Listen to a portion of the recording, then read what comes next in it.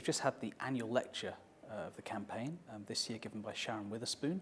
I was giving a lecture for the Campaign for Social Science. It's one of its annual lectures in which it tries to take the chance to stand back a bit, do a tour d'horizon and say what are the issues facing UK social science. We deliberately scheduled this for after the spending review because we wanted Sharon to have a chance to take account of announcements that the Chancellor made in the autumn statement, budgets for the next few years, and also all of the other changes that we've seen across the policy landscape in recent weeks, the Higher Education Green Paper, the Nurse Review, all of which pose important questions for the future of social science. In terms of calls to action of the social science community, one of the things I'd like to see is that we take a much more active and I think positive view about the need for continuing quantitative training, more depth, more breadth, different kinds, using different sorts of evidence. But we will be overtaken by blogging data analysts if we don't increase our ability to use evidence better. To my mind, there is a worrying divide in training and in where people work between those with data collection skills and those who regard themselves primarily as analysts. This is perhaps most visible for structured data collection.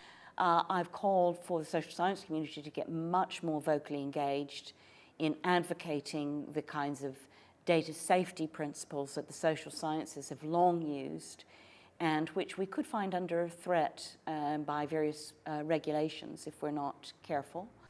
I think the social science community has long had a more robust regime for considering these issues and has generally been appreciated. And it's certainly, I think, more robust even than some medical research. And yet we've been very quiet in our advocacy of that. This has recently been crystallized for me most eloquently when the UK Data Service and ONS have developed these 5 SAFEs principles. They require that we move from a narrow-minded and, to my mind, wrong-headed focus solely on individual specific consent. I've suggested that there will need to be scrutiny of the relationship between the reduction in direct government spending on social science, departmental government spending, and the general challenges Research UK will face. That's one of the entities that the Nurse Review has called for. I think it's absolutely right that there be a strategic focus and that emerges from discussion with not only research councils but government and indeed the public.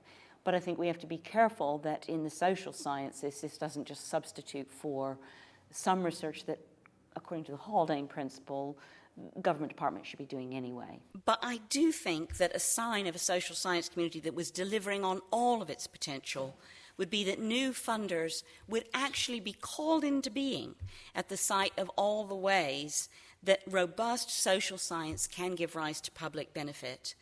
And we should have the audacity, but also give it the elbow power to make that our aim. Thank you.